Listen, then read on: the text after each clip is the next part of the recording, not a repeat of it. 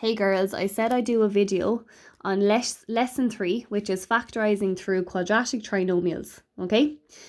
So I suppose this is a new term, you've never come across this before, and what we could do is actually add it to a keyword and put in quadratic trinomials. It's just I suppose the words used to describe factorising this type of expression. So up until now, right, sorry, I'm going to cover that. Up until now, you have learned how to factorise through highest common factor. So if we look at this, could we pick out a highest common factor? No, we couldn't. Okay.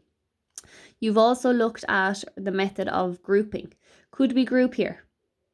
No, we couldn't because it's only 3 terms. This one term, second term, third term. So how I go about doing this factorising is, right, I look at the type of expression. Now, the coefficient of x squared is 1 here. So how I start off is I bring out the plus 6, okay? I bring the plus 6 out here to the side. And I ask myself then the second question.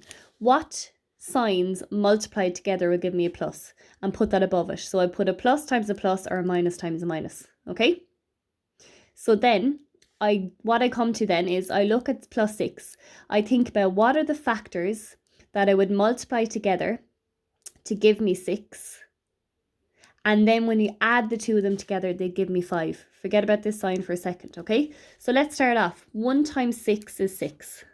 6 plus 1, does that give me 5? No, it doesn't. Let's go again. 2 times 3 is 6. 3 plus 2, does that give me 5? Yes, it does. I stop there. I then look, what sign is in front of the middle term? It's a plus. So that will tell me then I go with the 2 pluses. So that's a plus, that's a plus. So what I do then is I open up 2 brackets and I say in the first bracket, x plus 2 and x plus 3. And that's your answer then, right? Now I'm going to check my answer. How am I going to check my answer, right? By multiplying out these brackets here, okay? And if I multiply them back out, they should give me this expression here. So remember the first bracket multiplied into the second bracket, the second term in the first bracket multiplied into the second bracket. So you'll have x squared plus 3x plus 2x plus 6, okay? So simplify it, x squared plus 5x plus 6. And isn't that the same as what we have up here? So we've done it correctly, okay? So that's example 1. Okay? X squared plus 5x plus 6. I'm going to pick another example then. I'm going to say example 2. Okay, so let's say we could say y squared plus 4y plus 3, okay?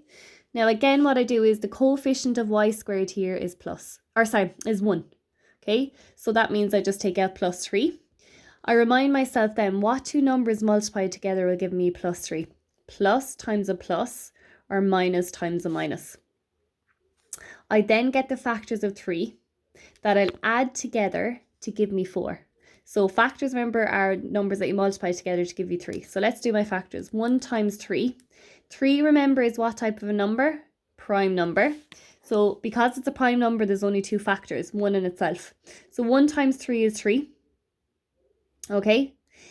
1 plus 3 will give me 4. So I stop there. I can't go any further anyway. What sign is in front of the middle number here? It's a plus. So I'm going with the 2 pluses. So therefore, my factors here, remember we're dealing with variable y, is y plus 1 and y plus 3. And that is your answer then. Let's do another one. Okay, example 3. Okay, we'll put in a minus here. So we say x squared minus 7x plus 10. So again, what's the coefficient in front of x squared here? It's 1. So I'll bring out just the plus 10. I talk to myself then and I say, what's my next step? What signs multiplied together will give me a plus? Plus times a plus or a minus times a minus. I'll then figure out, okay, if I get the factors of 10 multiplied together, what 2 factors added together will give me 7. Forget about this sign for a second, will give me 7, okay? So 1 times 10 will give me 10. 10 plus 1, does that give me 7? No, it doesn't. Let's go again. 2 times 5 is 10. 5 plus 2, does that give me 7? Now here's a slight difference, right? What sign do you have in front of the 7? You have a minus. That means you take the two minuses, okay? So we're taking those two. So we'll say this is minus, and I can check my answer to know that I've taken the right signs by, okay, let's check my answer, multiplying them out, okay? So we'll have x minus 2 times x minus 5. So you'll have x times x minus 2, and then minus, I should have said x minus 5, apologies, and then minus 2 times x minus 5. So remember, all the terms inside the first bracket we multiplied into the second bracket. So x times x is x squared, x times minus 5 is minus 5x, minus 2 times x is minus 2x, and minus 2 multiplied by minus 5 is plus 10. So let's tidy this up then. We'll have x squared minus 7x plus 10. Is that my expression up here that I had to factorize? It is. Okay, let's do another example. Okay, so example 4, and let's pick. Okay, so example 4, we'll say, so we're factorizing all of these, okay? I should have said that actually beside every question. So factorize, remember factorizing means create brackets now at this stage. So we've got x squared minus 11x, we'll do with the minus again, plus 24. Okay, again, you look at the coefficient of x squared. If it's 1, then we just bring out the plus 24. So now remind yourself what signs multiplied together will give you a plus. It'll be a plus times a plus or a minus times a minus. I'm then getting the factors of 24. That when multiplied together will give me 24, but when added together will give me 11. Forget about that sign for a second. So we'll do 1 times 24 is 24. 24 plus 1, no, doesn't give me 11. 2 times 12 is 24. 12 plus 2, does that give me 11? No, it gives me 14. Let's go again. 3 times 8. 3 times 8 is 24. 8 plus 3, does that give me 11? Yes, it does. What sign is in front of the middle term? It's a minus, so we're taking the two minuses. So what you'll have here is x minus 3 and x minus 8, and that is your answer then. Okay, I'm going to do some more examples. So this will be example 5 then. I'm going to mix this up a little bit, right? And I'm going to say factorize x squared minus 7m minus 8. Okay, so what you notice is the difference between this expression is that you have a minus now in front of the constant instead of a plus, okay? So remember, once there's a 1x squared in front of this, I'm literally just bringing out minus 8. Now, you need to remind yourself what two signs multiplied together will give you a minus. It'll be a plus times a minus, or a minus times a plus, okay? It doesn't matter. They're really the same thing, but just that they can put in different order. Like if you have minus 2 times 4, that gives you minus 8. Or if you have 2 times minus 4, that gives you minus 8, okay? Now, think about this. You need to think about now what signs, sorry, not what signs. You need to think about what factors you multiply together will give you 8, but now that you'll take one away from the other to give you 7. Forget about this sign for a second, okay? So let's do my factors of 8. 1 times 8 is 8. 8 take away 1, does that give me 7? Yes, it does. So I stop there, okay? Now, be careful here because you're going to deal with two signs. The sign that's in front of the middle always goes with the bigger number, okay? So you're going to have a plus and a minus. So you'll have minus with the 8 and plus with the 1, okay? So therefore, your factors now are x plus 1 and x minus 8. And if you wanted to check your answer to see if you've done that, so check your answer by multiplying them out. Let's do that. So we'll have x plus 1 and x minus 8. So first bracket multiplied into the second bracket. First bracket multiplied into the second bracket. So you'll have x squared minus 8x plus x minus 8. And let's be careful here. So we'll have x squared. What's minus 8x plus x is minus 7. X, I put down m there, apologies.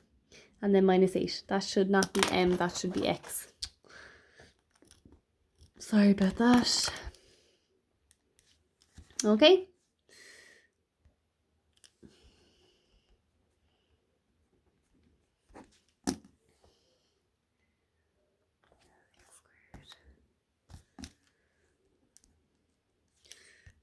I'm just wondering, did this record? Sorry. Factorize y squared plus y minus 12. I can't remember, did I actually have it on record? Did I just stop it there? I think I did, but anyway, I'll just go back over it. So remember, the coefficient of y squared is 1 here. So that means you take out minus 12. Again, remind yourself, when you have a minus number here, what two signs multiplied together give you a minus? It's a plus times a minus or a minus times a plus. Okay?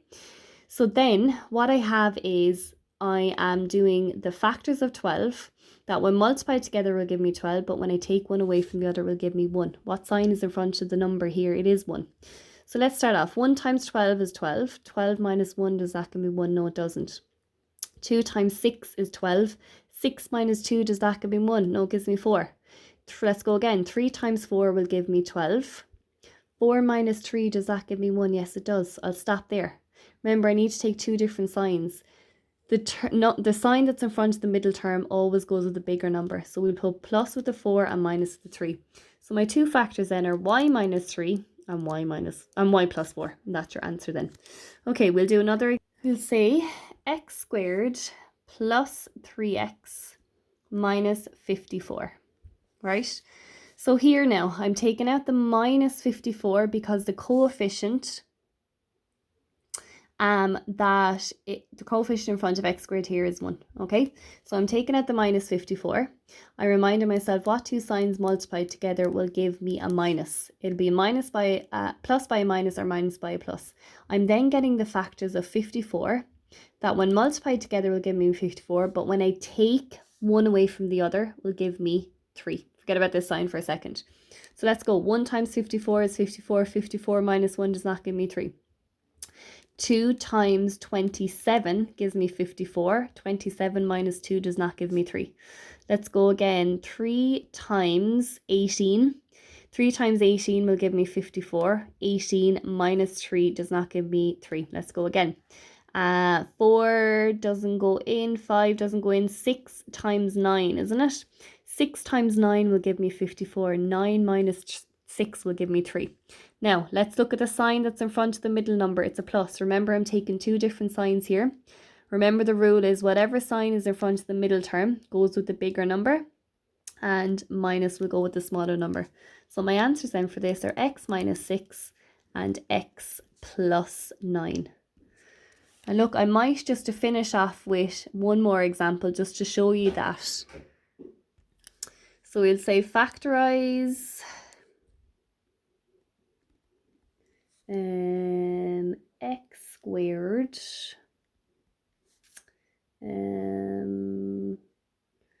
plus 6x plus 8. Just do another plus one, okay, because we haven't done one of these since the other page.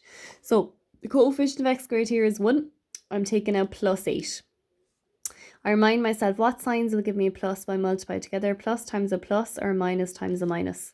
I'm getting the factors then of 8 that will now add together to give me 6. Don't look at this sign yet. Remember, the minus here means you're getting the factors of 54 that you'll take one away from the other. I'm now getting the factors of 8 that will multiply together to give me 8, but add together to give me 6. So 1 times 8 is 8. 8 plus 1, does that give me 6? No, it doesn't. Go again. 2 times 4 gives me 8. 4 plus 2.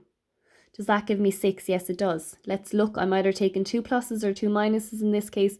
Let's look at the number or the sign that's in front of the middle term. It's a plus, so these are 2 pluses. And your answer then is x plus 2 and x plus 4. Okay.